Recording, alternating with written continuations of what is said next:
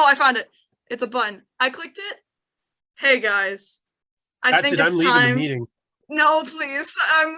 There's only so much I can do. No one said anything about recording. I'm sorry. I'm joking. So, all right. If whoever is taking over OBS could start their OBS. Oh, what's up, Paige? Yeah. Hello, everyone who just entered. We have the 5-minute buffer from 7, so I think we'll be good to start. If people come on in as we're going, we'll deal with that.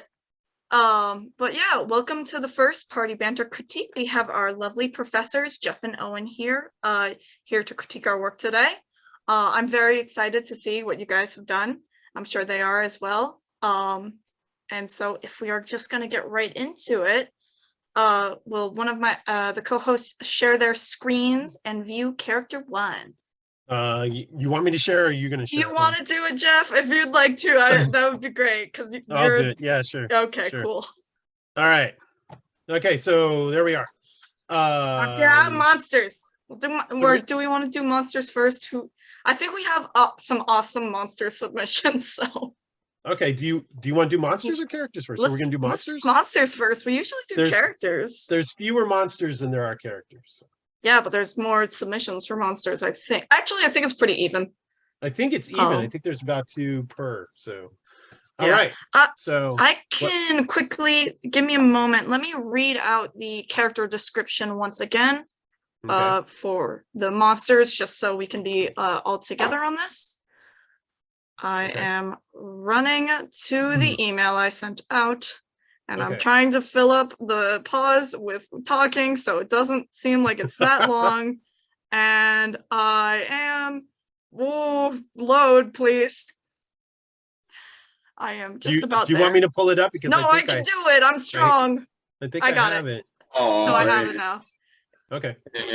So for Monster 1, your monster is based on an alligator. Its size is medium. It travels in small packs. It is camouflaged and migrating, and it came from a volcano.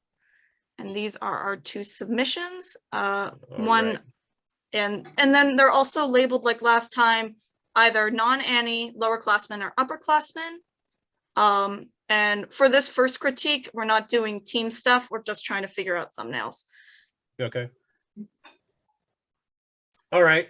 So it came from a volcano. Oh, look at that. There's volcanoes on it. That's pretty cool. I like that idea.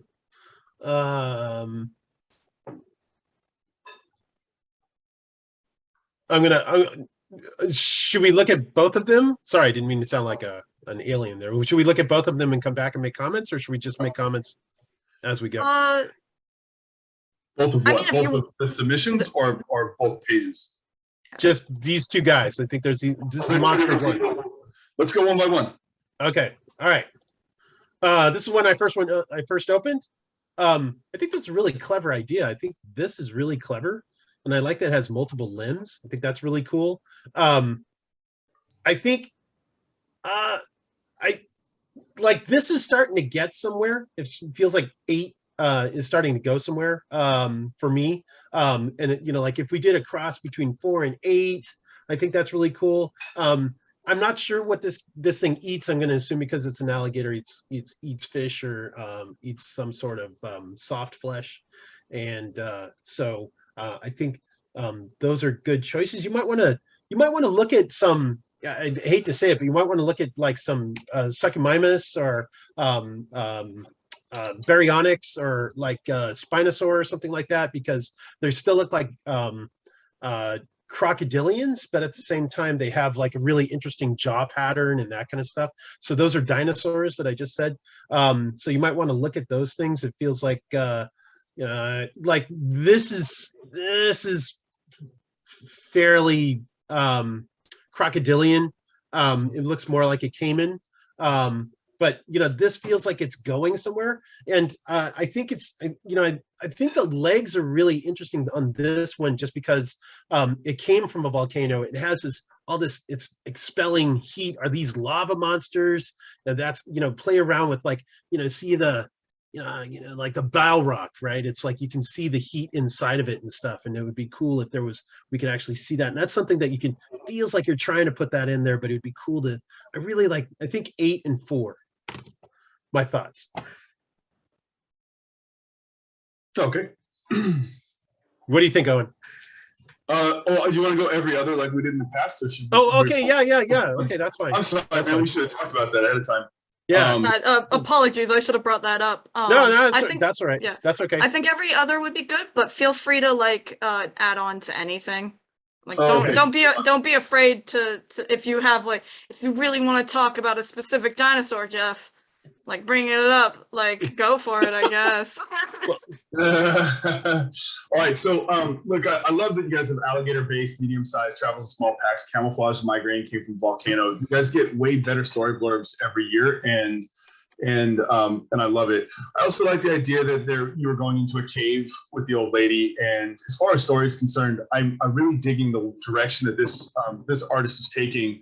Looking at up the top left, we see the reference for like cave dwelling creatures and deep sea creatures, and they're stepping out of the alligator based things strictly, and then changing the design language to bring in extra material and extra influences. And I think that's excellent. Because even in 1 and 3, or 1 and 2, we don't see much of what we would consider an alligator, but we still got that head and that face, so we got that recognizable language. I'm really digging all of them. I think the only one that I'm not digging is 4, probably because I expected a little more. And so 3, with its kind of like human arms and human legs, while it's still incorporating that kind of frill from the animals in the top left, looks really cool to me. Like, it's honestly the thing I'm the most afraid of is 3. So again, like I've talked about this in the past, you gotta want to fight it, or the other word, because now we're recording. So say it. You have to say it every year. So a good way to design is to think you want to fight it or fuck it. And if I didn't learn that from a teacher in this program, I would not have said it. So, but the point is like, are you afraid of it? Do you want to fight it? Do you want to be it? And since we're not talking about characters, we're not really worried about whether or not we're going to be it. We're worried about whether or not we're going to fight it. And if we want to fight it, it wants to be a challenge. And I think that the only way that 1 and 2 are going to be a challenge is if we're in the water. If we're wearing armor in the water, that's a problem to me. So I'm kind of logicking myself into number 3, because it gives me the best of 4 and the best of 1 and 2, while giving me that kind of like alligators are fast for really short amounts of time, and in that 3 looks like it's a cheetah at the same time. So it's just really awful looking. I really don't want to fight that thing. So I'm leaning firmly on 3. It almost looks like a mandrill if you looked up a mandrill and gave it kind of like hominid arms and legs. It's really sweet. I wouldn't mind seeing you continue to push those proportions so they're even weirder, like longer arms, maybe thinner arms. Look at the size relationship between the legs and the body specifically when you're looking to play around with shape and shape dimension. I think you've got some really cool stuff happening there. Thank you. Yep. Agreed. Right, fantastic. And that'll be it for Monster 1 today. Okay. Will you open Monster 2? Yes. I just want to double check that we have submissions. Congratulations for making a monster look interesting from behind, by the way. Like, I like the lanky. not really where you think about the threat coming from. All right, for Monster 2, your monster is based. You mean on this one there? That one there? Huh? Yeah. Is that one you're talking about right there? This Correct. coming in? Okay. All right. He's fun. Yeah. Yeah. So okay. For Monster I lost the page. Okay. For Monster 2, your monster is based on a dragon. Its size, large. It travels alone. It's tough and cursed, and it comes from dreams. Comes from dreams. That's awesome. I just love that it says it comes from dreams. I eat it. I eat that description. It's very good. That's so cool. All right. What is this? That's a person that's a coffin in a sleeping bag. Yeah. I thought it was like a caterpillar, so I was like, what the heck? But no, okay. All right. Cool. Comes with dreams. All right. These are a little bit more stylized, so I'm assuming that it's going to be a little bit more kind of fun, kind of character oriented, that kind of stuff, less realistic, and that's really cool. Things that are leaping out at me right away. oh man, I like number 5. I don't know what the heck those things are, but I really like those things. And I like that there's like a 4-poster bed on its back, which I think is really clever. I like number 9 because it looks like there's a shower in there, and there's something about a creepy monster that has a shower on its back, which is pretty cool. Some of these it's a little bit hard to tell. I like that there's a little chain with a guy attached to it. I think that's pretty clever. If you could do a shower or a tub and then have the guy as the stopper in there, I think that'd be really slick. This comes from Dreams, so you know, I stuff that I think is cool. Like I kind of like how this is like smoke, or it's like bubbles from a bubble pipe or something like that, and it doesn't need to have appendages all the time. You know, you think of Genie, you know, more often than not, he doesn't have any legs, but there's a couple times when he has legs in the movie and that kind of stuff. And so it doesn't have to be completely terrestrial. So like you could put wings on him, or it doesn't even need to have wings. It could have more of a float to it. So it feels like we still need to do some exploration with these guys. I think you're on the right track. If you're gonna do teeth, you know, there's an obscene amount of teeth on these hagfish. I think there's a hagfish there. So like if you're gonna go with that, like just it's like the whole mouth, the whole thing is teeth, and it has like tiny little eyes and stuff. If it's from a cave, it's not gonna have big eyes anyway, so you don't really have to worry about big eyes.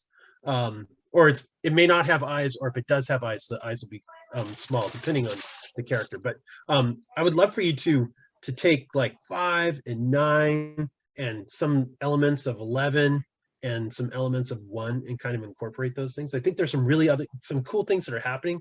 It could shapeshift, you know, it could, because it's from Dreams, it could be one thing and then it could shift into something else. So it'd be kind of cool to figure out what its base body style is and then see what it can shift into, or maybe it even goes into people's dreams, into their imagination, and you know, they walk along, it becomes their worst fears or something. So I think these are really cool.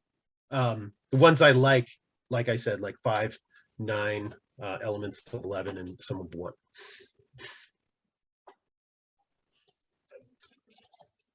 I keep feeling like you're going to jump in there, but you're not. So okay. I think if you go back really quick, I think what Jeff said was right. I'll give you 10 seconds. I think that because it comes from Dreams, that's the really interesting part for me. And then you're already kind of embracing that in the mundane items. I would really push that. And Jeff was talking a lot about the shift. Think about the way this thing transforms, not just the way that it looks. And then get crazy with the shape design. Formally think about shapes and sizes and really push that stuff. Get something crazy out of that. Jeff talked about all that good stuff. I think that you can push that farther. And then the ones that Jeff was saying, 9 and 10, they're less how to train your dragon to me, and more about the things. And that's probably where that's probably the area you want to push into, so it doesn't look as derivative. But that's also just really interesting. You know, that's the interesting stuff. Think about what it's changing into and how it changes. That's where the gold is. Nobody's gonna make a dragon out of a crib. You know, I mean, like that's awesome. Yeah, a shower. That's cool. All right. Okay. Here, you want me? I'll just go. I'll slide through it really slow, and then I'll go back. I'll go back through it. And then let me just catch an idea. Okay. Oh wow. Okay. All right.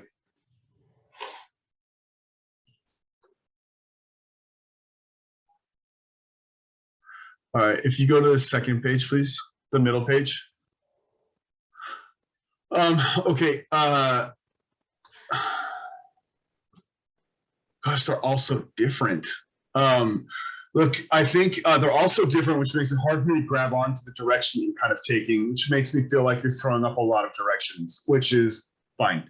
So I like the idea typically that you guys as artists, you know, when you're thinking about submitting stuff and setting stuff up for review, I like the idea that you give a bunch of thumbnails, but you always take one thing that you like the most and you beef that up a little more, maybe make it a little bigger, put a little bit of extra effort into it so that you can say, hey, look, you can choose from all 9 of these, but this is what I'm telling you is the best. And so formally, I think if you think about that, pick the one that you want to lead with, then give it a little more juice. your director can still tell you, you made 10 look like the best, but I really like 7. And in your heart, you can die a little bit, and you can go, okay, I'll do 7, but I really like 10. But if you think that you could subconsciously begin to start crafting the direction that you want the person to accept it in, then you've got a little more power than you might realize. And so when it comes to a page like this, it's really hard to tell kind of like what's working the best. I think though, with going with dreams, I'm going to go with number 9 because it feels diaphanous, like it's underwater, but it's not underwater. It's flying at the same time. So it feels like it's moving through kind of matter. Like number 8's also interesting to me, but that boy's just taking it easy, and that pose is kind of throwing me. So I'm going with 9, and I like that kind of like tigerfish, that kind of tigerfish look. I love you taking your shape language from real animals rather than from what do you call it? Kind of like historical dragon tropes, like number 1 and 5 and 2, like we've seen it many times. So like number 9 is really kind of what's making me the most interested. I just like the idea, like think that it floats in air and it swims through air, and then start to open up all of its veins and fins and things, and see how that moves through the atmosphere. If you could show me the first page again, sure, just real quick. And that I like. kinda I'm just going to bump in there real quick and say I like 6, but if you do 9 and put some 6 in there, I think that's cool. Okay, here you go. 6 is literally my second favorite. So I think we're picking up on the same things. Yeah. So C up here, C and B. I love the tail on B. Like if you took the I think it was 9 on the bottom, but if you took 9 and then kind of gave it the tail of B, the length of the tail of 6, but the terminal of B, you might be onto something really kind of cool. And then get something from those hands. Those hands all look like, I know that they're just thumbnails, but those hands kind of aren't doing anything. Think about what a dream creature does, how it attacks, what it does, how does it kill adventurers? Like it's really crazy looking, but how does it kill things? And that's kind of like the next thing that you need to work on contextually. All right. I think one thing that always sticks with me, and I think I talk about it every year when we do this, is so Sean McLaughlin, who was a producer at Warner Brothers, and one of the things that he said was like, we were standing in line, we were all going to show our stuff, and there was a girl who had fairies and dragons in her book. And he's like, fairies, and he's looking through and he's like, dragons. He's like, nobody does that. It's like everybody does the same thing. And if you look around, it's like Game of Thrones, even How to Train Your Dragon stuff, the dragons all have a similarity to them. And so don't be afraid to, because anything can be a dragon. You have Chinese dragons, which still look like dragons. Anything can be a dragon. I remember being a little kid and going to the zoo, and they had a Komodo dragon. My mom made a big deal about a Komodo dragon. And we went, and it was just a big lizard. I was really disappointed because it didn't look like all the dragons. But then I found out that it has so much rot in its teeth that if it bites you, you would just get infected and die. And I was like, oh, that's super cool. So don't be afraid to push it. I think what Owen is saying about 9 and how it looks like something, but it's going to be something else. I think that's really important. So if you guys are coming up with monsters and stuff, like own it. Like don't make it look like everybody else's monsters. Like this is, like these hands here, it's like, okay.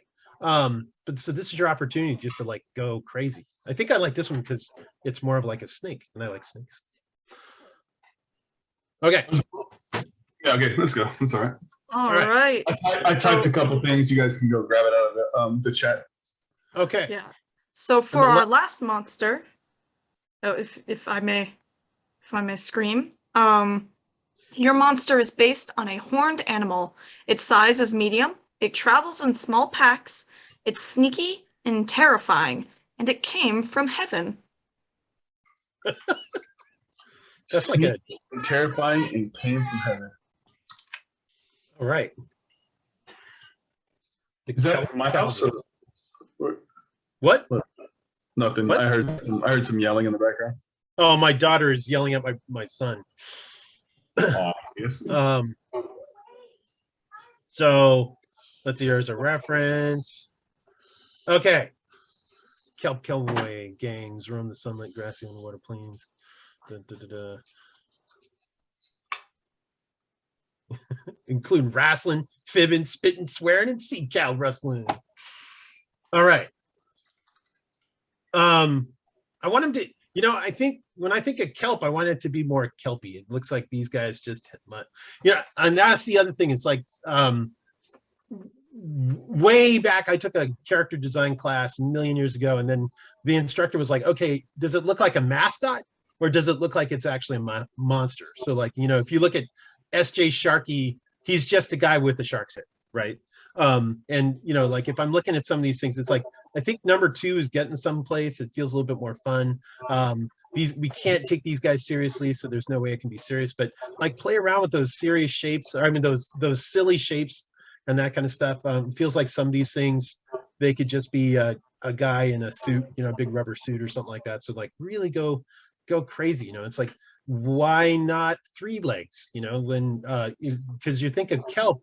They have this huge base that's down at the bottom. It's holding on the ground. They have it's called a hold fast. And then as the kelp moves up, it's like long and pulled out and that kind of stuff. And then it'd be really cool if there was more of that, like, these big elongated kind of things, not like Groot, but like they like kind of blow or like move in the water, like really slowly, or if you want to think about it that way. Kelp can grow 50 feet tall, maybe 100 feet tall. So why are these guys so short? I want to make them, I'd go a little larger with this person. So I think number 2, I think you're heading the right direction. I think there's some interesting things going on with number 3, but it feels like you corralled yourself thinking about cowboys corralling and stuff. It's like go back and think about what kelp is, and it's in the kelp cowboy. Kelp, it's basically a giant flotation device that all kinds of creatures like to live in and stuff. So it'd be the reverse of an int. So if you have an int that lives on the land, a kelp monster or a kelp cowboy would be underwater. So I would go with that. Play around with those shapes a little bit more. I think you need a little bit more time to design, and just free yourself. Just don't get too caught up with like cowboys. Okay, I think the Cowboys is great, but keep going. Yeah, anything to add to that, Owen, sir? I like 2. I think you're missing the horns for everybody. I really want. I mean, one thing I'm noticing as I look through everything is this concept of playing with shapes, playing with sizes, and then getting the movement of different things formally going through. Like take all of these ones that you have up here, 1 through 5, and then copy them. Start another thing, and then take horns and make horns that are twice as big as the body. And just stick them on. And then take another one, make the body 5 times bigger, but make the horns really small but distinct. Start playing with the different shapes, and that's where you're going to start opening up the character and opening up the expression of the character. If you can't do it through story and storytelling, which is always appropriate and always probably the most important thing, start pushing and exaggerating. Remember, we say this every year. Thumbnail stage is for making shit crazy bonkers, pushed outside of the realm of possibility and insanity.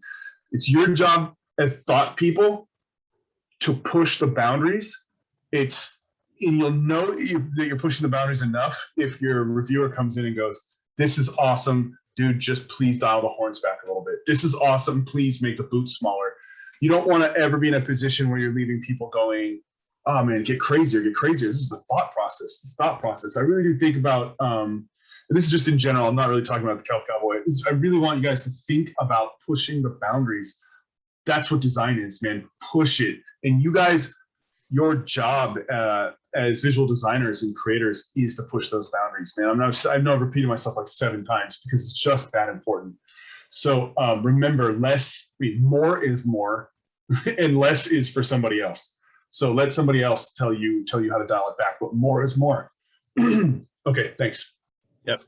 And that's not a repudiation of the Kelp Cowboy. The way that we're talking just brought me to that Go ahead. Okay, so when I think about heaven, coming from heaven, I would look at I know this is kind of dicey ground, but I would look at what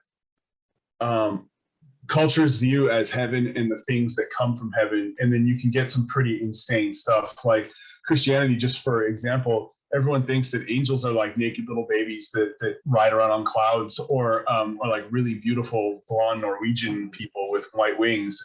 And if you look at what biblically correct angels look like, if you just do a Google search of what angels really look like, what people really thought they looked like, they're freaking insane, and they are terrifying, and they're like beyond your ability to even understand what's going on. And that's just one faith, right? I know that if you go into other faiths, stuff gets just as challenging.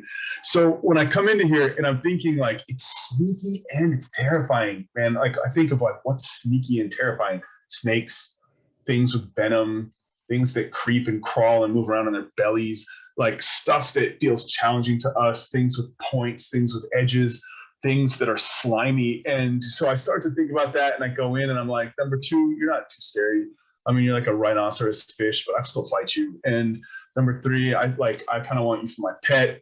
Number 4, I definitely don't want to arm wrestle you, but you're kind of getting on track. Number 6, I'm really digging, because if you gave it like 2 more sets of legs somewhere in the middle, it really pushed the way that we think of those things, it would start to look terrifying. Like, can you imagine outrunning a quadruped? Nope. Can you imagine outrunning an octoped? No chance. Octopod? No chance. Pod, ped, whatever. So I think that I'm probably leaning towards 6. I like how svelte it is, but how kind of sharp it is. And I would play around with that idea of how it kills. Right. And that's something I think that's really important. I think number 2 is kind of addressing that. Number 7 is, I would say respectfully, is kind of throwaway. It's just too much a jellyfish. Number 9 is starting to feel like something that I don't expect. But I think that number 5 and number 6 have got legs, no pun intended, for me, because I think I could see those becoming something. But plumb the depths of stuff that actually comes from heaven. If your tagline is "It came from heaven," start there as a base for reference, man, and then start with, you guys got to start with finding the thing that's easy to grab onto, and then unraveling the spool of thread from there. So but if you choose not to do that, I'm thinking 5 and 6 are pretty interesting directions. You could take the tendrils from 1 and put them on the back of 6 or something. It's starting to look like a medieval questing beast. But you've got some, you've got different places to go. But I mean, I would start. First thing I would do is take number 6, elongate a little bit, add 4 more legs in the middle, and then try and figure out exactly how it's going to kill things and be a threat. So if we look down at the reference, you got some interesting stuff. That top left reference picture right there is pretty sweet. That bottom right reference picture is pretty good for the person that was doing the dragon that we're talking about earlier. Just don't copy it. You can do better. That's really nice though. And in your reference, I love that thing on the top right, whatever that is. It looks like that somebody designed that. Yeah, but, it's an outfit or something. It's pretty cool. Yeah, I'd wear that. That's kind of what I got to say. Thanks. Yeah, I think they're real clean, real clear, real crisp. Good work. Yeah, I agree. I feel like that you could go, if it has horns in it in the pack, one thing that your producers are going to be looking for is definitely horns. They're going to like, hey, where are the horns? This one doesn't have any horns. So I'm actually even surprised that Owen said 6, because there's no horns. So I can just imagine like some producer walking and it's like, oh, can't use this one, there's no horns. Can't use this one, there's no horns. It's got to have horns, right? That's the thing. Yeah, you know why they want horns? Because it's a big sharp thing that sticks in the hero. So like that's it, man. You just it's an aggressive killing thing. Yeah. So yeah, cool. But 6 is just weird. Like I like the weirdness. Yeah, 6 is cool. I wish the legs would actually bend like higher or something, like it was like a rabbit or something. I don't know. But yeah, okay. Yeah, cool. A rhinoceros thing, I could fight it. I'm going to remember that line forever. All right. And last but not least, some good reference. That's that statue that's out there. All right. Lots of reference. Got so much reference. We only have five examples here. 6. All right. Let's see. Monster baby time. Your monster is based on a horned animal, size medium, travels in small packs. Okay. If it travels in small packs, it'd be cool. Like that. Now you have so many of them. It'd be cool if, I think when you need to push them a little bit further, but if I don't know. I always think about those girls that all traveled in packs in high school and stuff, and they're like, oh my God, and they did all that stuff. And if there was a whole bunch of different characters, but they all kind of look the same, but they were all different. I think things that are working really well.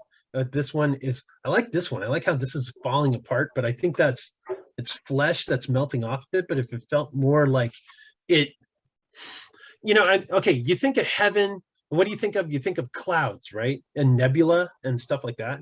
And so instead of like flesh dripping off of it, if it was like nebulous, it was like kind of gaseous, almost like, if you think about like there's smoke and a helicopter flies by and it makes that sort of circular pattern or something like that.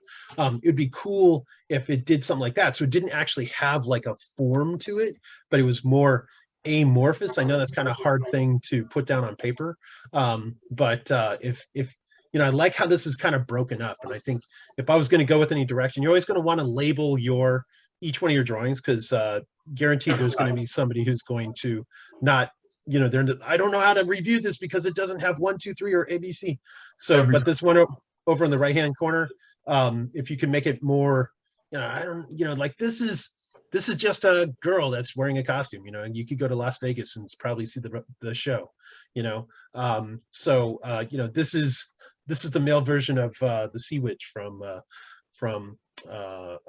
Little Mermaid. I like the horn on there. That's good.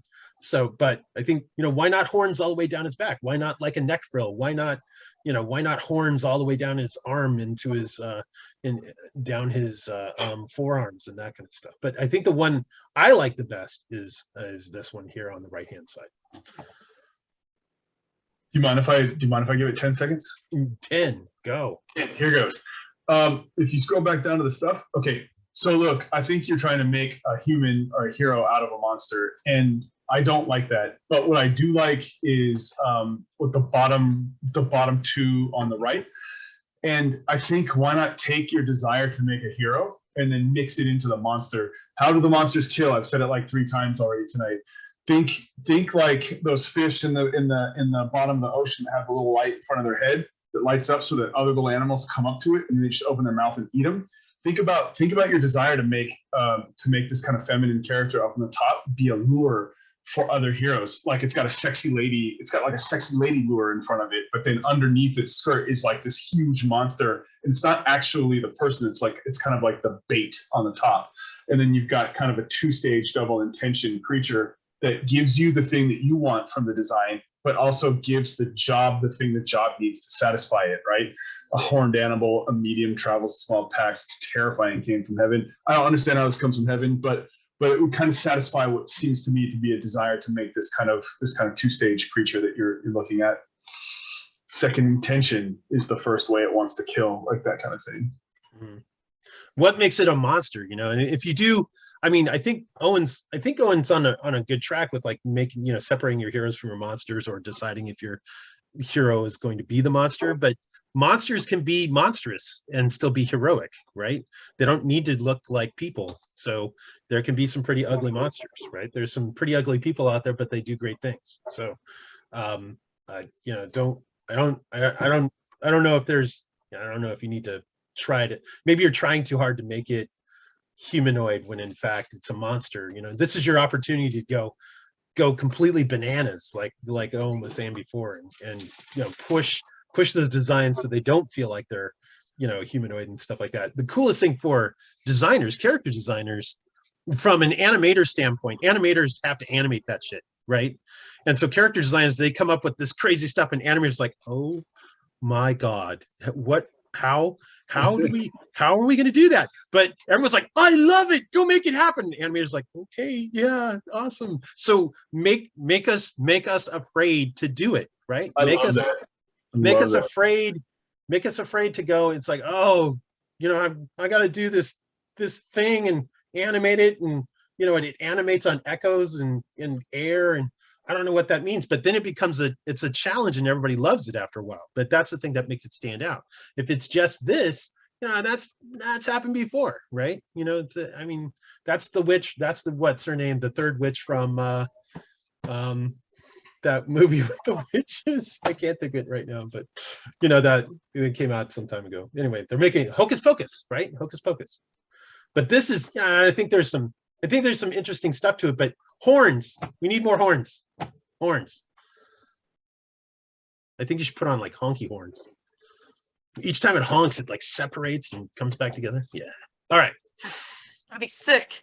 All right. So that is all for our monster designs. Thank you guys so much for submitting. It was very cool to see your work. And now we'll be moving on to characters. So if we want to get started with character 1. Okay. All right. And then let me read the description for that bad boy. Okay. Scroll. So character 1. Your adventurer is a 49-year-old female goblin fighter haunted 1. That is a mouthful. Their character flaw is they believe that violence is always the answer.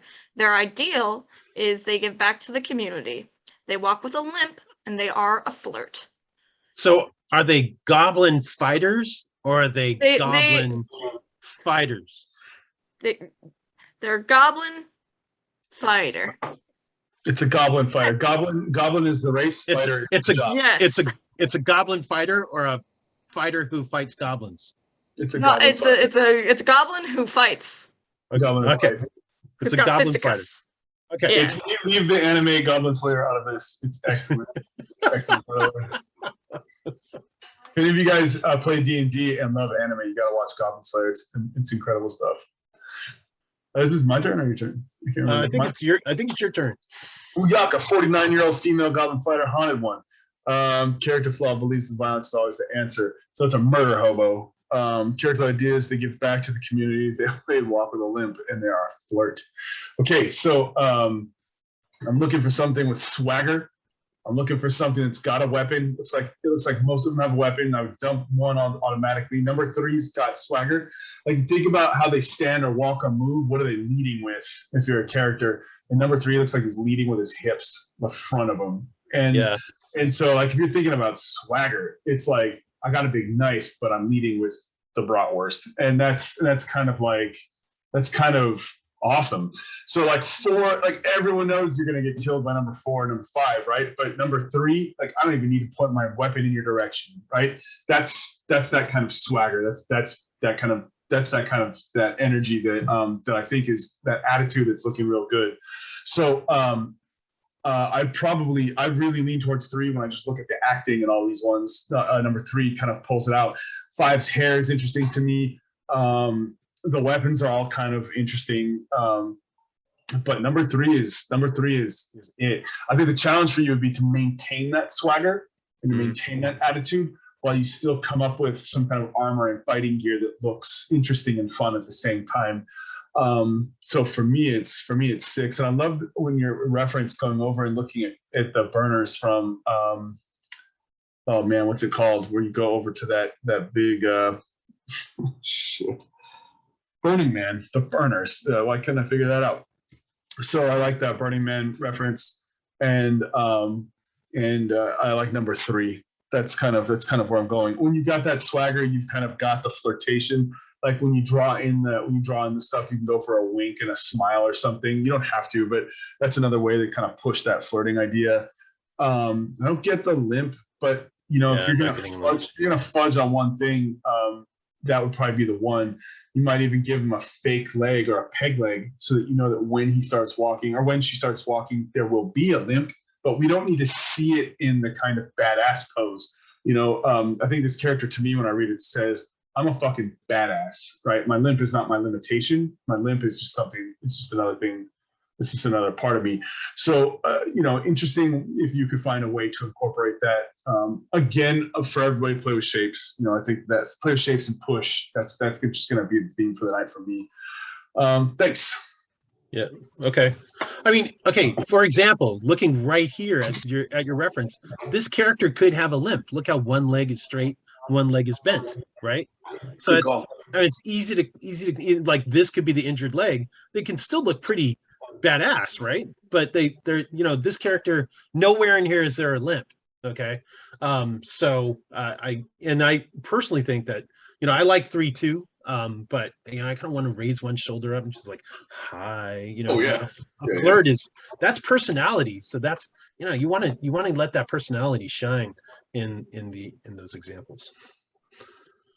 All right, good. Let's go on. All right.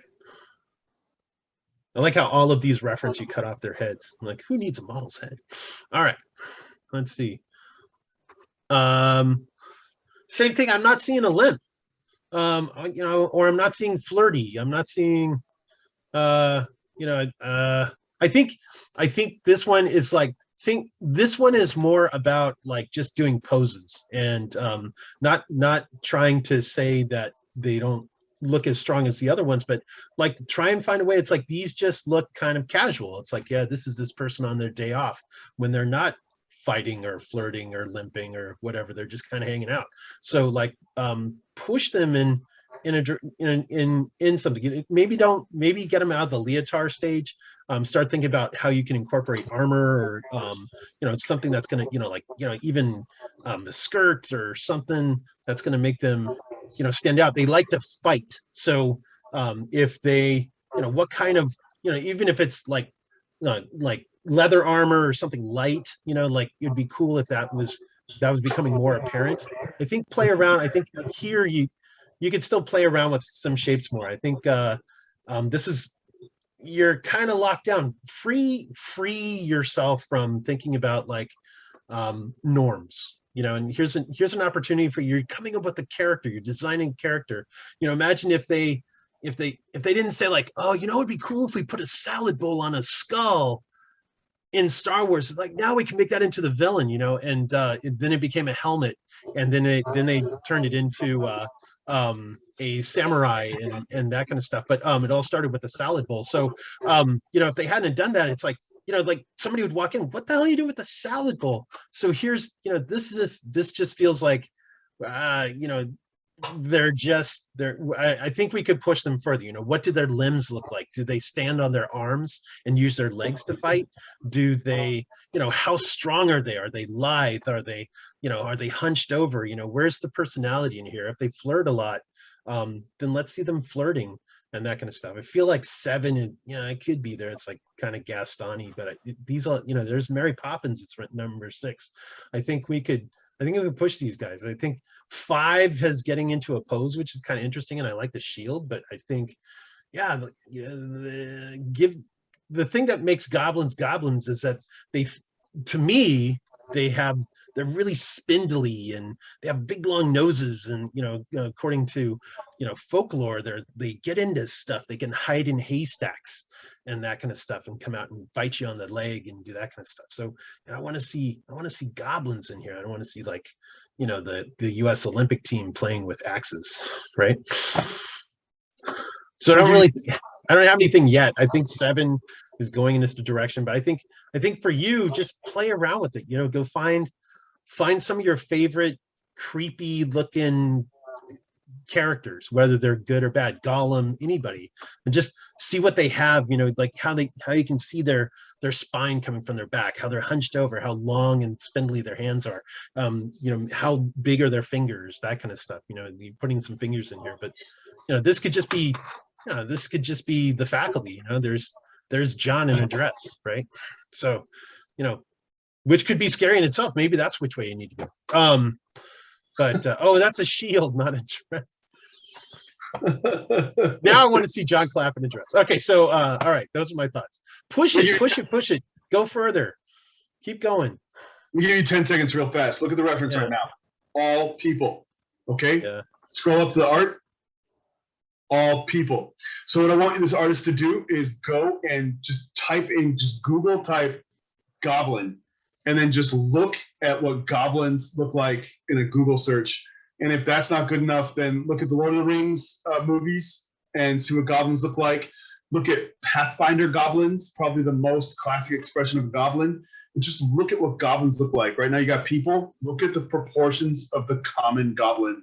And then kind of try and pull it back into the genre that you're looking for. I think it's everything Jeff's saying. I just want to say even simpler. Just look at a goblin, because these are just people, and then you'll get there.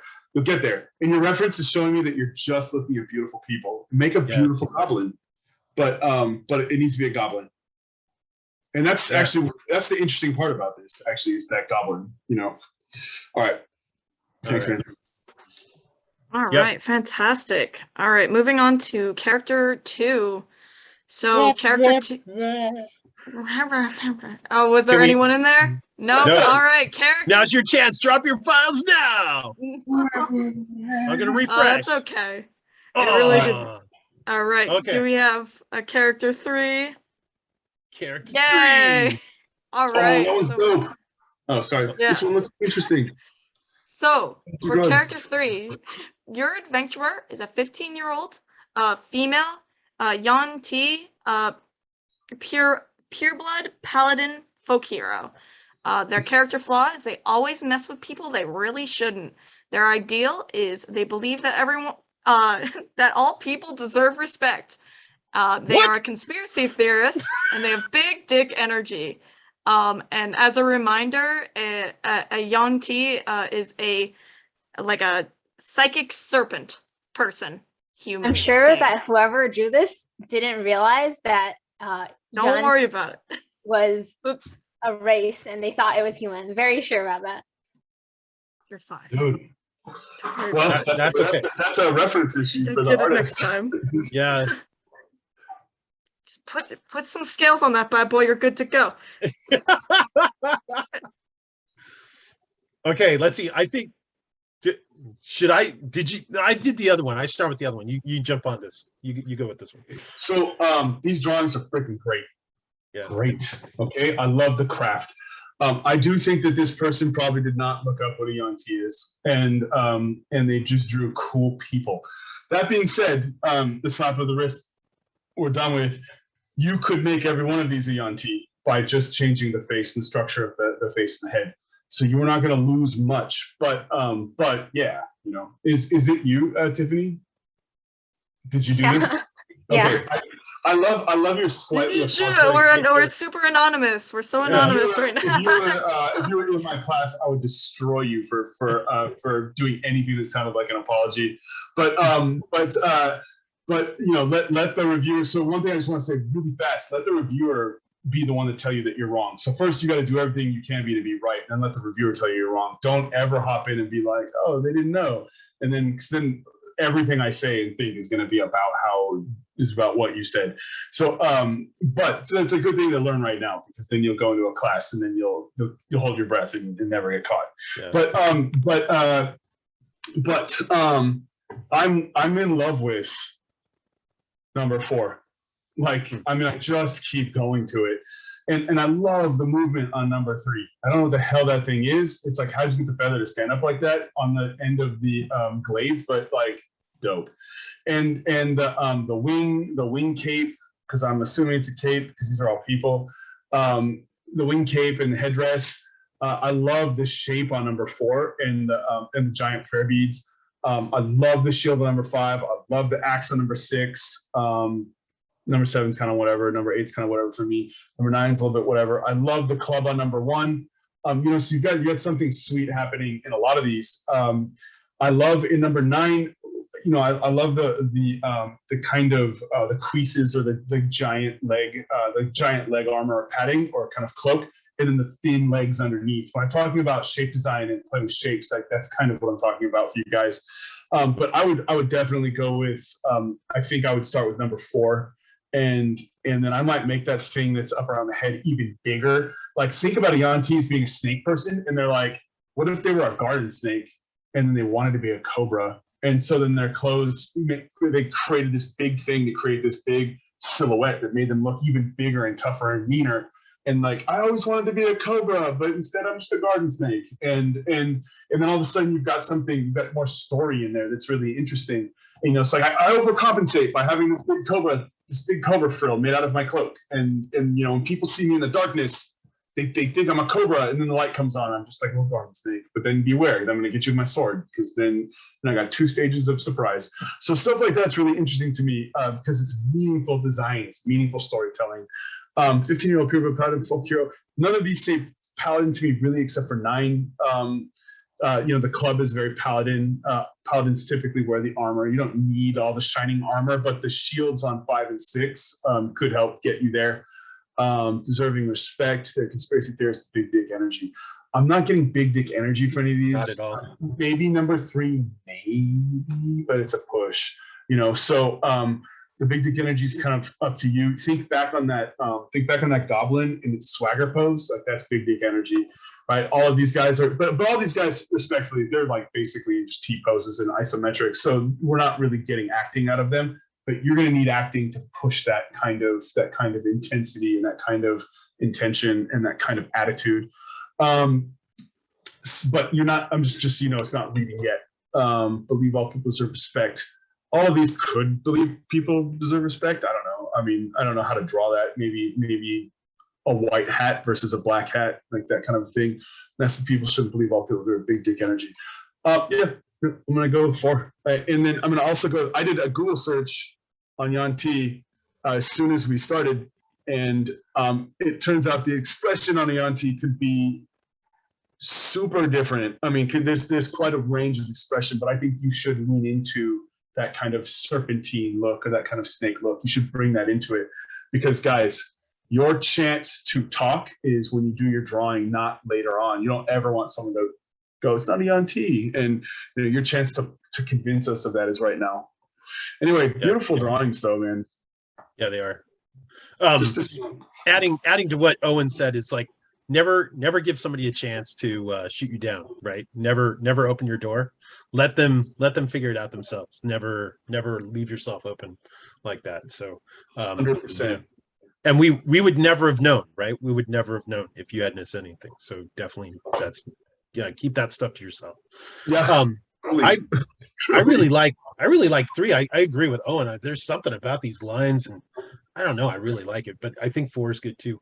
These are all great drawings. It almost gets to the point where like there are things that are really cool about stuff, and I like what Owen was saying, and I totally agree with it. But like, I also, it's like, I feel like these, where we were incorporating others, like some of the other ones, it's like, okay, do this and combine those two and see what's in.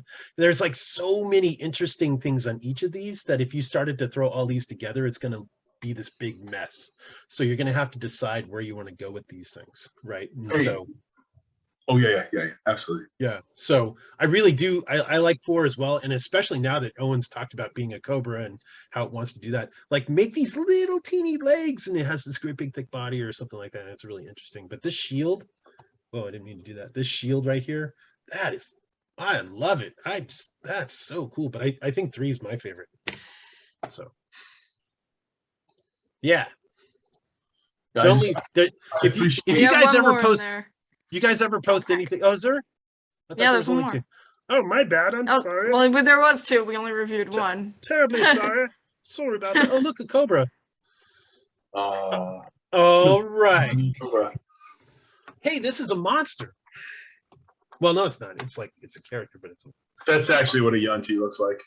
Yeah. Cool. Let's see. Big dick in it.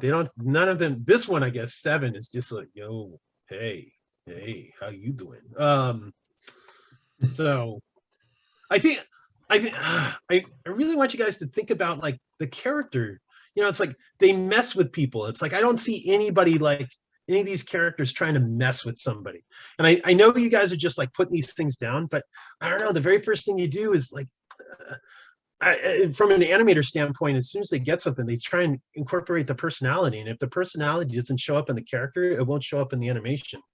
And so, it's like, here's this character who likes to mess with people, but at the same time respects them. That doesn't make any sense, but okay, why do they mess with them? But, and, they're conspiracy theorists. I don't know how to show that other than, but I think messing with people and making sure that they deserve respect. Those are like, they're on the opposite ends of the spectrum, but how do you show that?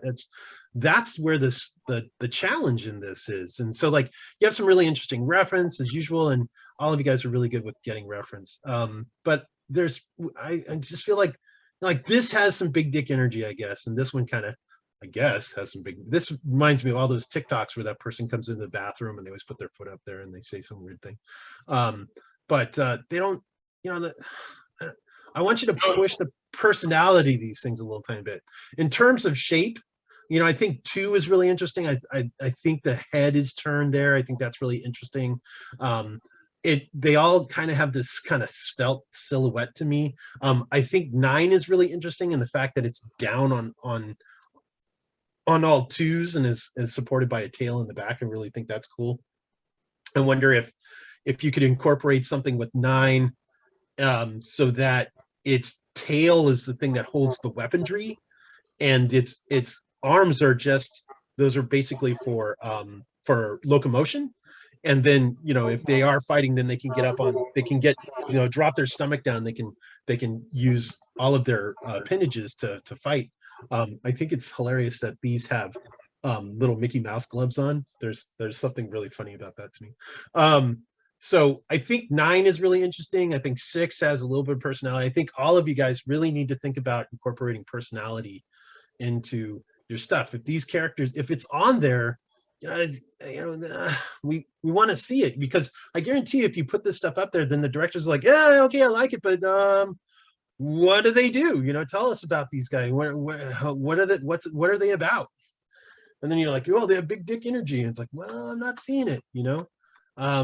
So that, I think that's a huge thing. It's like you got this plate of gold right in front of you, and you guys are kind of ignoring that process. So I think think about those things. It is hard with all these extra stuff, but just if you could just do one thing, they'd like to mess with people, get their shoulders up and they're kind of hide behind a wall, and here he comes, he's going to trip over that wire, he's going to get the pie in the face, that kind of stuff. He's messing with people. So, but I'm not seeing that in any of these. As far as the ones I like, as long as there's dead air, as long as I'm like 9. I was just about to fill it up. All right. Fantastic. So let's go to character 4. Let me say one thing just really super fast. You're talking about the idea of always messing with people that they shouldn't, but respecting them. Think about like movies like Braveheart, when everybody stands in the fighting line and they all have their shields up to protect themselves, but they're also taunting people at the same time. That might be a way to mess people and respect them. Respecting might come from respecting them as a threat, or respecting the monster as a threat while messing with them. And like, think about how you might be a warrior and pull something like that off. And I think once you put yourself in those shoes, start looking at movies that might do those things, you might find clues like that. Sorry, Angie, I cut you off, and I apologize. It's completely fine. I think that was actually a fantastic little bit of knowledge to have on how to kind of deal with that issue with the character thingy. All right, but I will get to. So do we have stuff for character 4, right? Yeah. Looks like one thing for character 4. That's perfect. So character 4 is a 41-year-old dwarf cleric witch hunter. Their flaw is that they're lazy, but their ideal is they give back to the community. They're trigger happy, and they're a pacifist. What? This is the one that Owen said earlier. That'll hurt you, but it'll be a problem you get to figure out. Yeah, it's a tough one. An outsider again.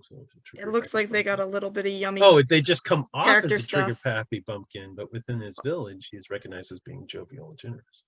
Look, solved the problem. Nice job. Yeah. Well done. All right, so we're going to look at these, and we'll go down here.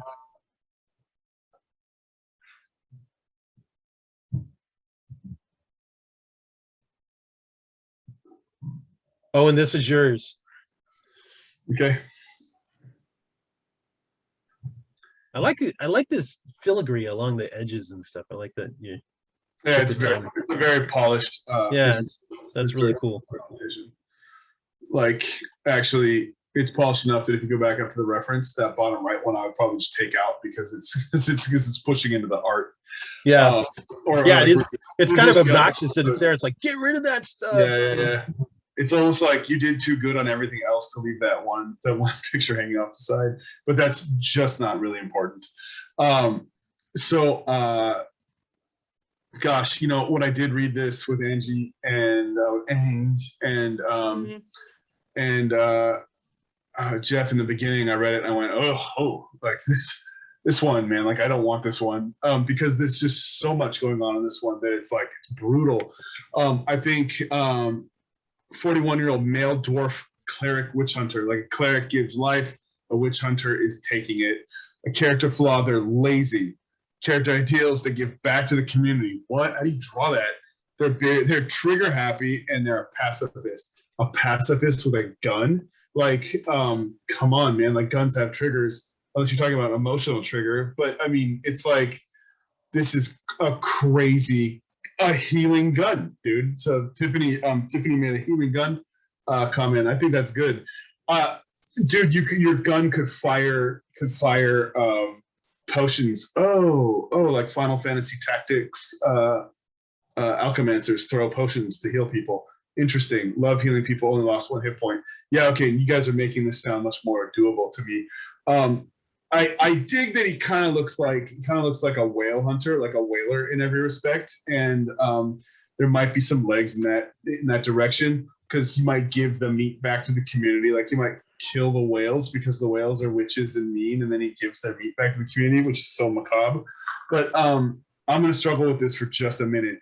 First, let me go back to the beginning and say I like your craft. I like the way you're working. I like how you're going from these really ultra clear thumbnails, scrolling down to filling out the thumbnail and getting and just changing it up a little bit.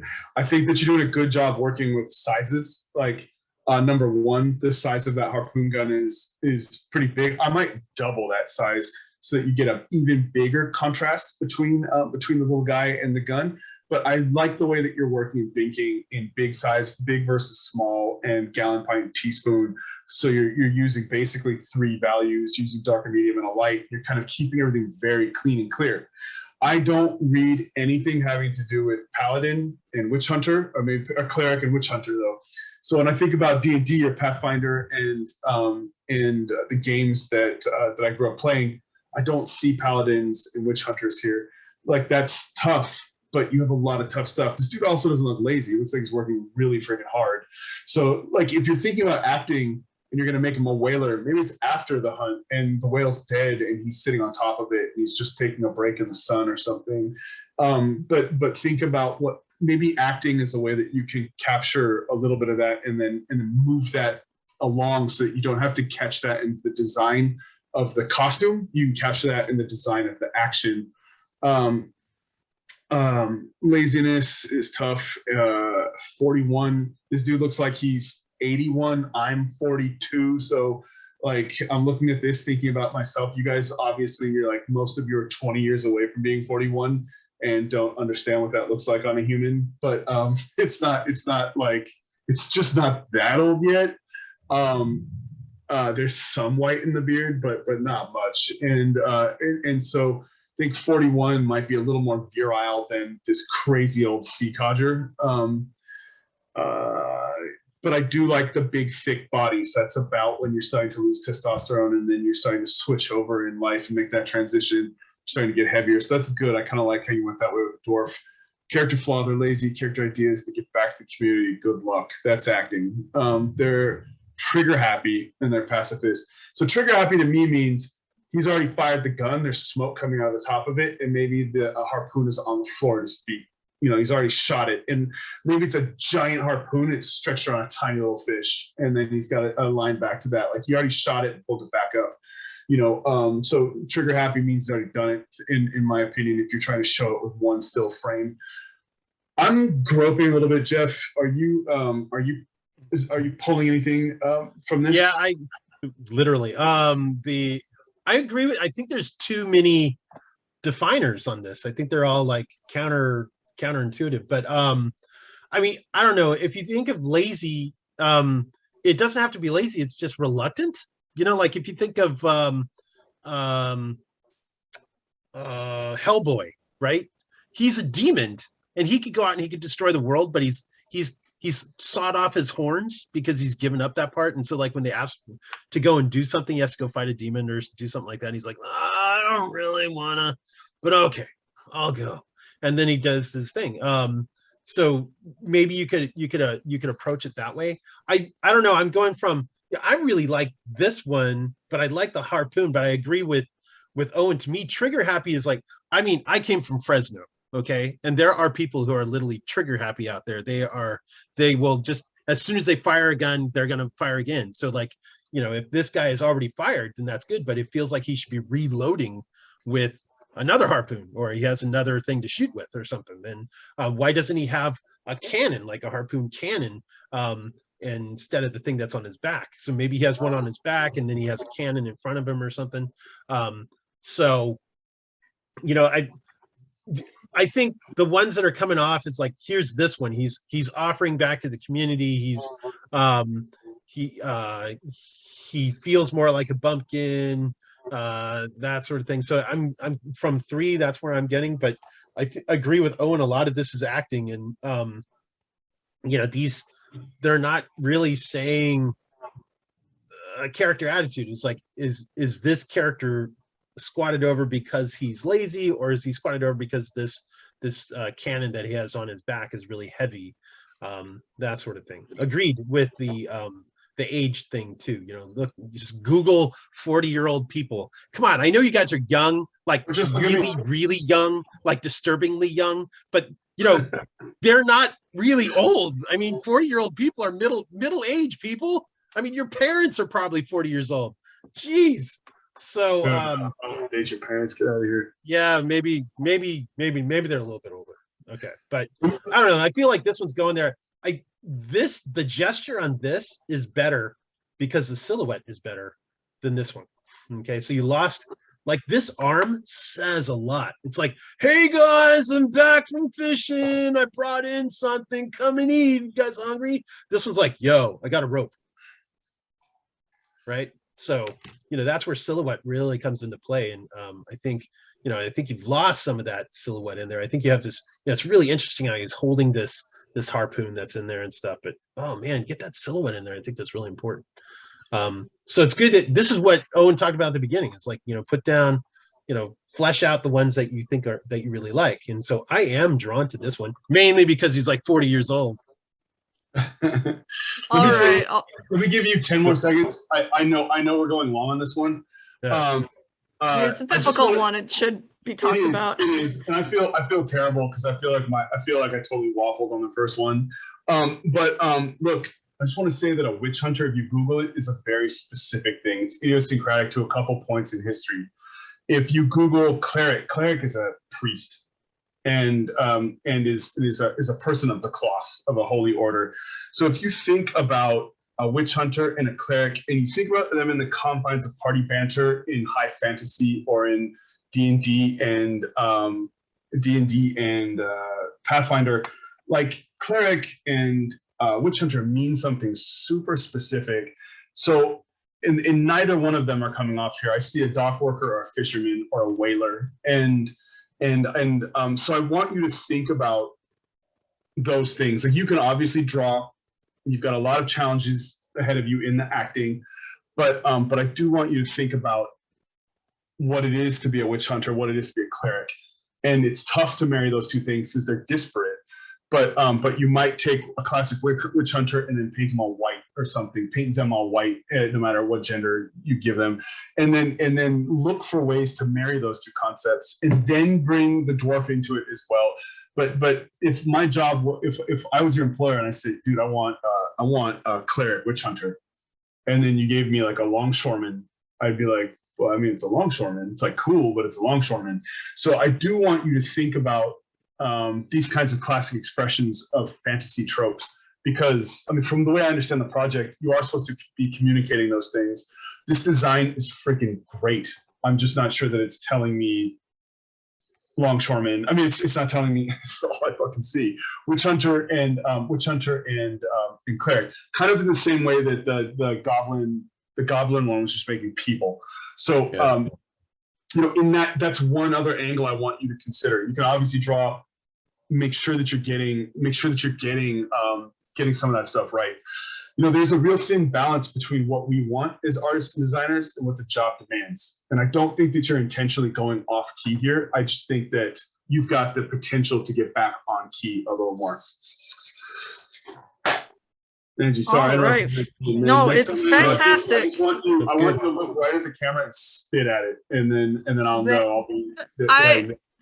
I almost want to add something onto it, but I think I'll just write it as a comment. As I do come from a seaside town, I know what people look like, who like work in the sun all day, and often like with all that sort of heat, like often with their eyes, they'll have like a bit of damage around their eyes and like hands wise. But that's just more research is always good, and look up how old a 40-year-old is, because that's twice my age. Anyways, it's right here. Oh my gosh, no way.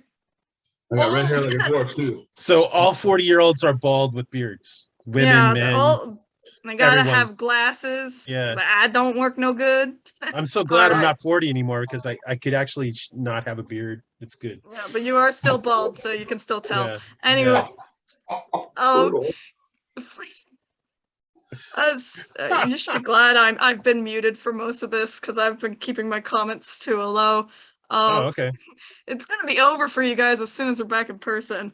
So character 5, our last character. We've been doing really good on time.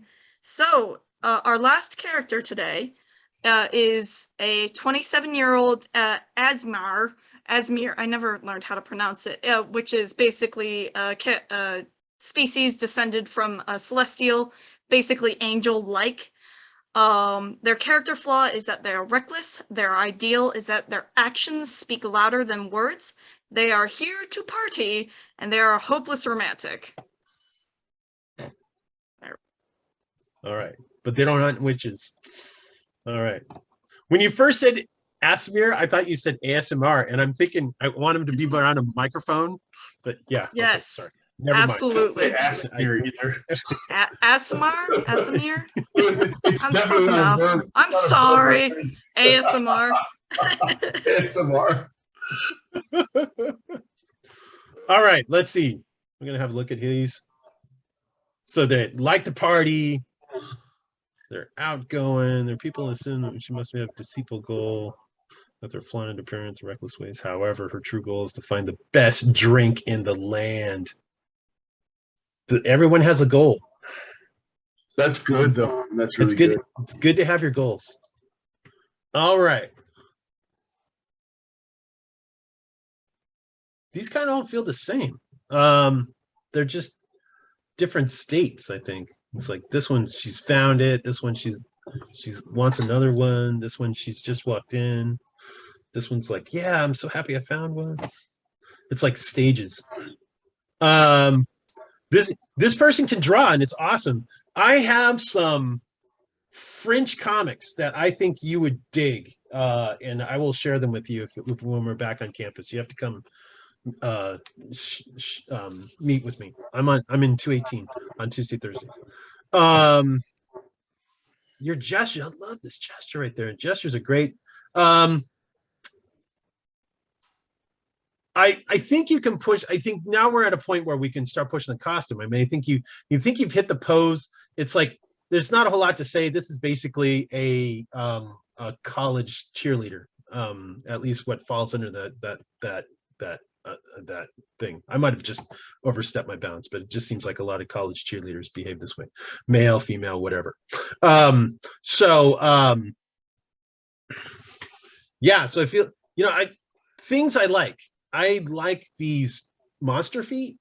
I think if you're going to do legs like this, you probably want to do more like an animal's legs if you're going to do feet like this, because these feel like crocodilian legs, and so then the way that it's posing, it feels a little weird. But I guess I like that because it kind of takes it out of that humanoid kind of form. And so then if you have that everybody, people say it wrong, but they're like, oh yeah, the reversed legs, so it looks like the legs are backwards. They're not actually backwards, but if they look more like quadruped hind legs, then I think this is going to feel a little bit better. In doing that, you're going to have to arch the back a little bit more and that kind of stuff. But the cool thing is, if I can go in this direction, if in arching the back, they're looking to have a really good time, they're going to show off their wares a little bit. And so that might be something that that character is about. Okay. I think A is, like I said, these all feel like they're the same kind of, it's the same situation. It's like she just walked in, the door's open. She's like, give it to me. And she's like, I found it. No, she's like, give me one. And then they send her, yeah, hell yeah, I found the best drink. And everyone's like, yeah. And then they walk out and everyone's all cheering and doing that kind of stuff. So these don't feel different to me. So I guess what I'm trying to say is like, here's your opportunity to like, yeah, this is fun, but what would they look like if they were a bird? What would it look like if they were an octopus? The way they could drink 8 times as many drinks or 7 times as many drinks, and that kind of stuff. So it feels like these are all very similar to me. And I think, or incorporate components of an animal, celestial, they're a cleric in the trickery domain. What is the trickery domain? Do you want me to? it's No, spells. it's anonymous. No, I don't. Oh, okay. So that's not a I thing. can That's, explain it. I've already revealed. The trickery domain is basically a domain within the D&D universe that like they follow a god that's like aligned in that sort of like Loki? area. I forgot the name of the god that I went for, but their whole vibe is basically like a Dionysus sort of dude. Okay.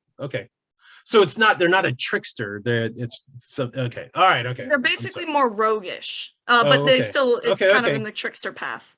All right. Very good. Very good. Still, I think, I want you to push like incorporate more ideas in here. It feels, it's like, this feels like it's wanting to be humanoid or human, but at the same time, it wants to be a little bit more animalia. I think you could incorporate, like, this is really interesting. I like the little feathers on there. Why not a beak? Okay. There's some pretty sexy birds out there. If you've ever seen like a secretary bird or a harpy eagle or something like that, those are pretty damn sexy birds. If I was a bird, I'd be like, whoa, look at that one over there. Right. So I think that's, it feels like, is this costume? Is it just dress? Is it like part of the religion to incorporate feathers on the arms as bracelets, or are they actually feathers on the arms, right? Like the legs here, are these slippers that look like monster slippers or alligator feet or like reptilian feet, or are they even with these 2 toes, that looks like it's it could be a ostrich feet or something, but or cassowary feet, even better. But why don't they have a tail? Why don't they have those kind of things? It feels like these are such fun, vibrant, drawings, but at the same time, it's like, come on, we got these long ears there. What animals have long ears? Elephants. Why don't they have like a big trunk? Or why aren't they thicker? They can be really thick. That kind of stuff. So like, I love the motion of the line. I love what you're doing here, and the posing is fantastic. These are probably the best posed characters from the entire group. I really love these, but I want you to take some more chances, right? Long necks, bird beaks, thinner legs, thicker bodies, play around with your shapes as well and that kind of stuff. If you want to incorporate animalia, maybe more than 2 breasts, right? Maybe they could have, 6, they'd be at teats at this point, right? But, that, who's going to say anything? They're busy drinking, so who cares, right? So so those are, it just feels like, this is, it feels like the idea has already been chosen. It's just like, okay, give us 4 different poses of this character doing different things, rather than like play around with this character and give us some crazy wild thing. Okay. And I think going back to what Owen said is like, we won't know until you get there, right? We won't know if, 6 breasts is too many until we see the 6 breasts on there. It's like, whoa, that's too many. Rein those in. But we need to have those there, and that kind of stuff. It feels like that's where this is going. So I want you to play around with the incorporation of the concepts and stuff. I think you're doing some really cool stuff with the costume. I think you're doing really cool stuff with the props and that kind of stuff. This little staff with this. Oh, it's not an eyeball, but I thought it was an eyeball. How cool would that be? Turning around a staff with an eyeball in it. Yeah, it's like, here's this little wing. Is that got costume, or is that intentional? So that's kind of where you go with that. Your thoughts, Owen? This is nice. Well, I've got thoughts, but I mean, you've said everything. I'm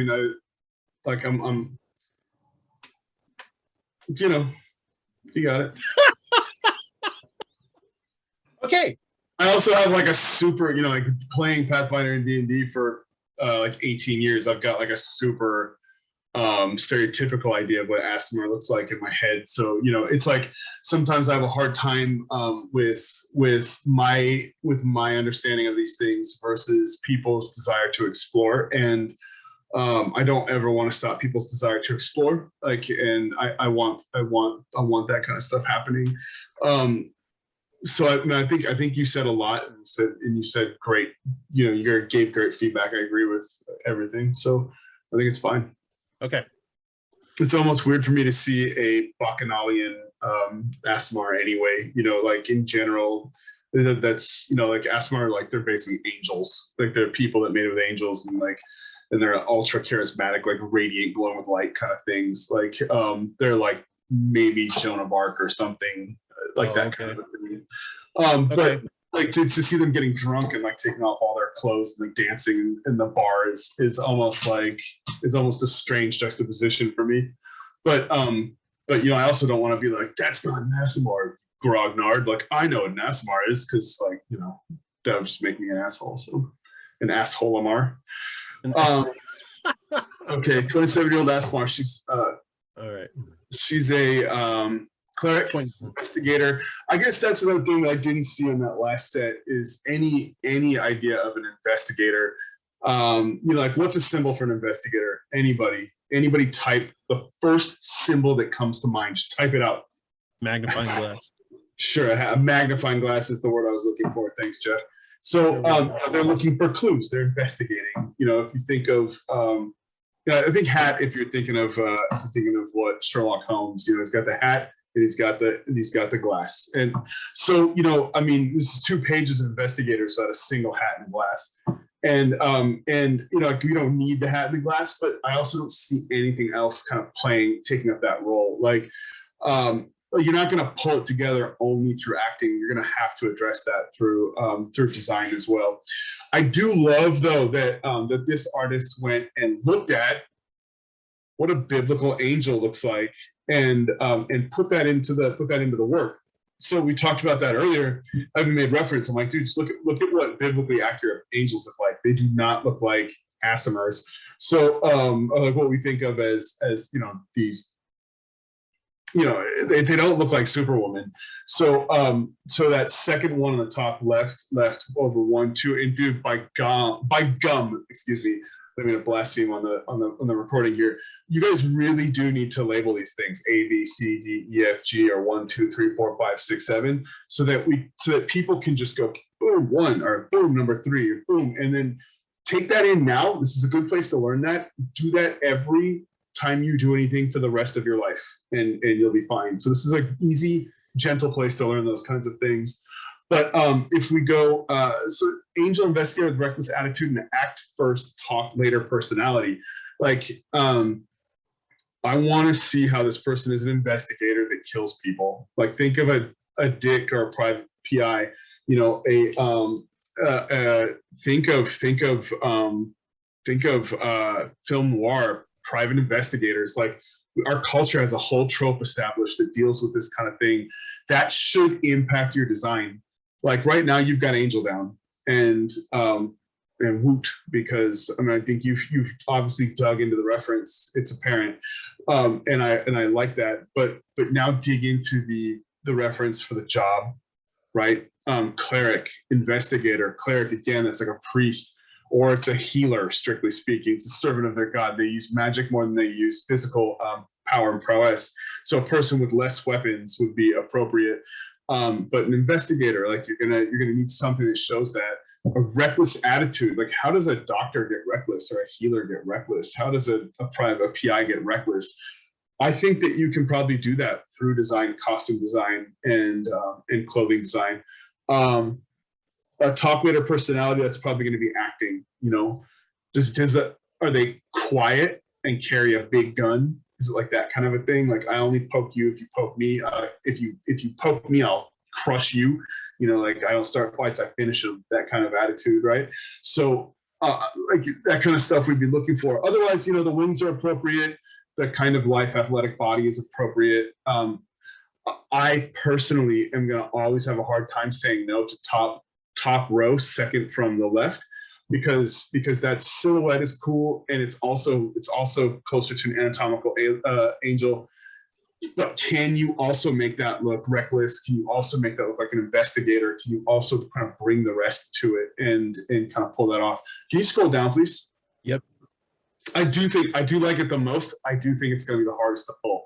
I like the color one. The color one that's one over from the left. Again, it's almost like a Baz Luhrmann color palette, and I dig that.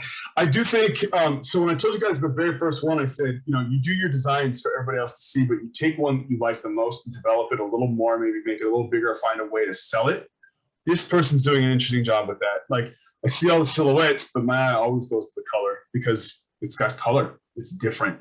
Right? We're predators. We're trained to see the difference in things, not the similarities in things, because we want to eat. And so when we look back at that, I see the color one up here, but it doesn't do anything for me. When I come down here, it's like, boom, they're clearly saying, this is interesting to me. So if it's interesting to you, ironically, it's interesting to me, all right? And, oh, cool, you got that very bottom one also incorporating themes from biblical angels as well. That's thrones with the eyes on the kind of tesseract. But I would feel the most comfortable telling you to go back and push all of these things into the character. Even if you're going to just draw a person I might do this. If I were you, I might do this. I might take a mannequin and then just draw the costume on the mannequin a couple times. Make sure every single item in there is represented by a symbol, like a spyglass for the investigator. Reckless could be a gun or some other reckless, something that's reckless, a weapon that you can't take back, like a gun. Attitude, and an act first, talk later personality. What's act first, talk later? Maybe a bullhorn or something, or a gun again. Asmar, cleric. What's a cleric? As a priest, maybe let's give her a staff with a cross on it, or a staff with a sign for whatever their deity is. And then Asmar. So let's go. I think level 20 Asmars get wings. Let's put wings on them. Let's go hopeless romantic. There's love letters falling out of the pouch, or a heart pendant or a necklace. Let's go who loves ragers. I don't even know what that means, but let's figure out what a rager is. I mean, barbarians rage, but a rager, party, a crazy party. Yeah, party. So let's have a beer bong hanging off the side. Get a symbol for every single thing, pack it in, and then when you look at the drawing, you're like, this is awful. Revise that drawing, and then take one step further or one step more revised. And then now you're starting to work with a design that's intelligent, that goes back to fulfilling all the different things that you need to hit. And then when you have that stuff working for you, that's when style in your drawing comes into play. Then take it and then style it up the way that you want. So you establish all of your reference, and then you establish your style in your piece. So that was a long time, but I think this person's struggling a little bit. I want to give them that extra boost. And I'm going to give them a high five for pulling out, for doing the research and pulling out those biblically correct angels. As it goes, looking at these pages, the one that's the most interesting to me is on the top. Gray feathers, And I don't know, on the bottom one, 1, 2, 3 from the right, it looks like there's the bottom row of the middle page. This is why we need numbers. So let's go back to the middle page, please. And then the bottom row of this page, 1, 2, 3 from the left.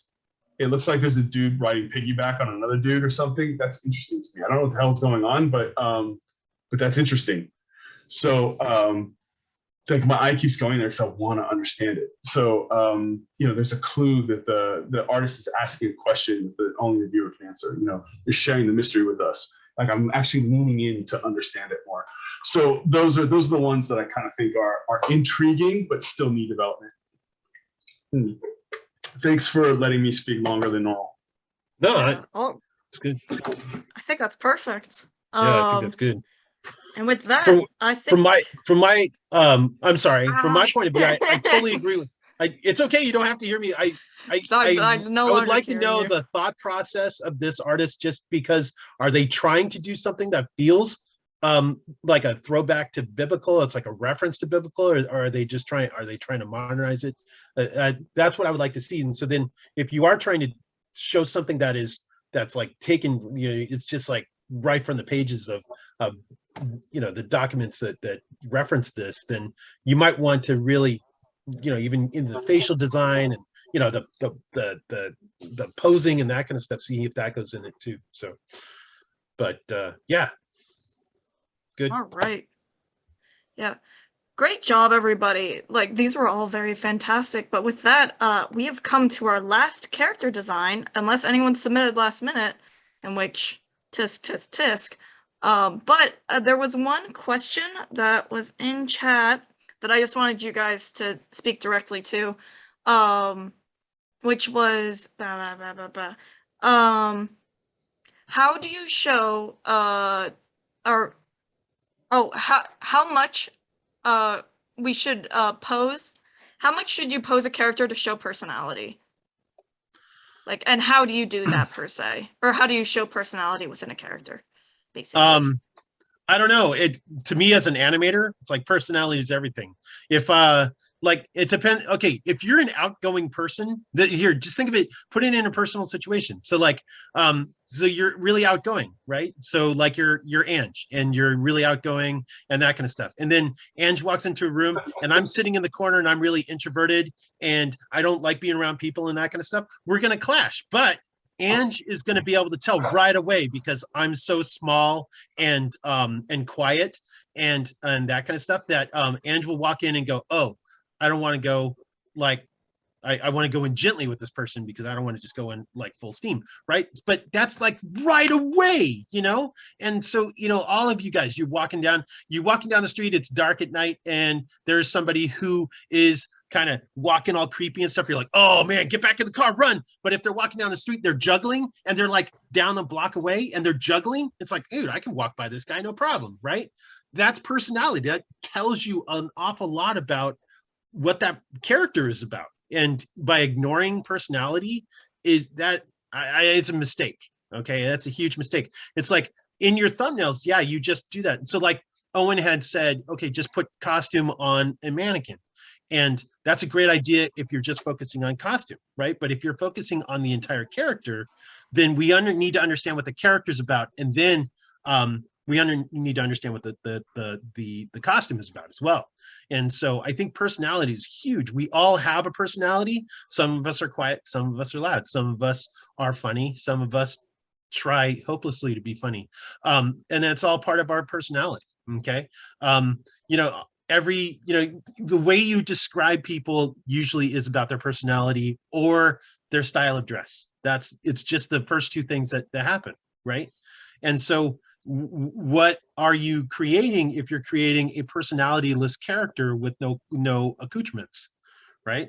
It's just a figure drawing. And even in figure drawing, like you can tell the stuff that's working well is they're pushing the pose, which gives the characters a little bit more personality, right? They might be leaning in a pose, but if you really push the pose so it really looks like they're leaning, now they look like they're really gonna fall over, or they're really leaning, they really have to hold their balance up and stuff. And that's, I don't know, from my point of view, that's huge. That's so important because, you know, it's funny. I know you guys look at a lot of movies and stuff and you see T poses a lot, but guess what? Those T poses come from concept art, and all the concept art is like really big, and there's like all the characters, you know, it's like, okay, this character's a fighter, so you know they're down in a fighting pose all the time and that kind of stuff, and then they put them in a T pose so that they can rig it so that they can put it back into the poses that they need to put it into, right? And so a T pose it's a mistake for you guys to think the T pose first. It's like we can all do a T pose, but we don't stand in a T pose. That's not the way we do it. Okay. Yeah. All of us, if we were in the room, we could all go like, okay, let's all be a T pose. And then we'll all poke each other's eyes out or something because we'll all be sticking our arms in each other's faces. But we weren't that way to begin with. So personality is huge, right? That's what it's really big for me. I don't know. I've never met anybody who doesn't go into personality. Let me take it from a biz dev. Let me take it from biz dev real quick. So like Jeff's animation, I expect him to say that pose is everything. We come from a biz dev background, and pose is everything. That's all I can say, because both of our disciplines need to tell a story, and that's it. You need to tell a story. So no matter what you're doing, guys, you need to communicate a story and tell a story. Whatever you do needs to be interpreted by the viewer as the information that you are communicating. So Viz Dev, it's your job to do everything that Jeff Jackson is talking about for animation. Also, your job is to tell a story, period. If it's not clear when we look at the work, you're not telling the story, and then you're not executing the job. So so it seems a little bit like, oh, it's a pain in the ass. Like I got to design all this character, then I got to design their acting and their emotion. Yes, right? You guys are creating life out of nothing. You're creators. Like you get to do this. Other people don't ever get to do this. It's a special thing. On a side note, like acting is everything, man. And how do you do it? This is how I do it. I stand up, I read my brief, I stand up and I act it out. I don't sit in my chair and try and come up with the ways. If I need to be confident, I'll stand up, I'll put my shoulders back, confident. Man, I'm confident, right? I feel confident, right? But if I put my shoulders down like, fucking, this is how I sit in my chair when I'm working. Man, it's hard, fuck, time, life, everything. Oh, the weight of the world. I'm fucking moping. Like, this is not confident, right? This is not a warrior pose. Right? Like, this is, right? Stand up, shoulders back. Your parents tell you that. Anytime you walk into a room, stand up, shoulders back, chin up, head up, look people in the eyes, right? Right. That's stretch. The difference. Just the difference. The way I'm standing, I'm like a different person, right? Look at me right now. Boom. Look at me now. That's acting. That's all it is. So when you read your brief, read me any brief. Angie, read me any brief. One character brief. I'm running. Let me do the character. Come on, quick. Come on, Ange. Quick. Are you done? Quick, come on, Ange. 15-year-old female, young. Do it now. Come on. Let's do the character that wasn't fire blog sorcerer far traveler. They can't resist a pretty face. Making people smile is important to them. They are curvy and they got bullied. I'm curvy. Like I'm gonna stand up and think like I'm curvy. I'm gonna like push my breasts together. I don't have them, but I need to like feel it just so that I can understand, right? Like I'm gonna go, okay, I'm far seeker. Like I'm gonna stand around and like look around and see what it's like. I'm envisioning the mountains. Maybe I look out the window and see, and I look out the window and I go, but I like to smile. And as I start to smile, I like to smile at people like, hey, how's it going? Oh, I'm looking over there. I'm trying to figure it out. I'm curvy. I'm looking. I'm doing the thing. And I'm trying to feel it. I'm trying to put myself in all of those motions. It looks funny and ridiculous, but it starts to help me understand the acting. It starts to help me get into the character. And I go like, oh, I'm walking. I'm slow. I got a peg leg and a limp, and I'm trying to look around. And like all of a sudden you're doing it all. It seems ridiculous and stupid. Hopefully no one's watching you, but you may get clues from there, right? And then you find a way to stand. It feels good, and you push it a little more. And then all of a sudden you go, that's it. I'm feeling it. I'm embodying it. I'm thinking it. Now I can draw it. But it's really hard to do that kind of stuff when you're just sitting in your chair, right? That's reference for acting, right? So you got to come up with that reference too on the other end. So yes, it tells the story. The way to do it, I think, is to get up and embody it, is to think about those things, is to relate to other people and other things, put it all together, right? I think you just got to do stuff like that, even though it feels silly. Yeah. that helps you relate to the character, helps you understand it, helps you bring that relation back out to the viewer. You guys That are is- allowed to do that. You're artists. You're allowed Yeah. to do it. You can Yeah. do You're allowed crazy to touch shit. your boobs. You're an artist. Yeah, you're allowed. You are Work allowed together, to guys. do. Just stop. You're turning me on, man. Stop it. Oh, So, We're still recording. the other thing is, I want to go back to the ones that didn't have numbers on them. So you saw how much trouble it was to talk about that. There's so okay. I have to tell you, I'm redoing covers that I did a series of books about 10 years ago, and they're going into second edition. So my neurotic art director calls me and she's like, "Oh my gosh, we're going in second. You have to give us new covers." I'm like, "Oh, okay." And it's basically, we need them like in 5 minutes, click. And she's like, she must have like 37 cups of coffee a day. She's British. She's very neurotic. Anyway, I always do like 3 of everything. And then I send all my examples. Everything is numbered and labeled and that kind of stuff.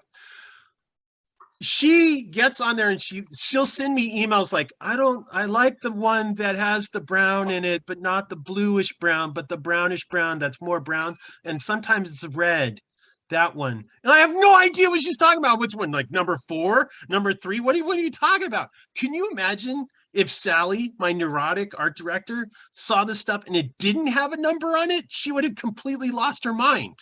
Okay. So even if it's always good to number that stuff. There's no way. There's no reason for you not to number that stuff. Always. So anyway. Thank you for the reminder.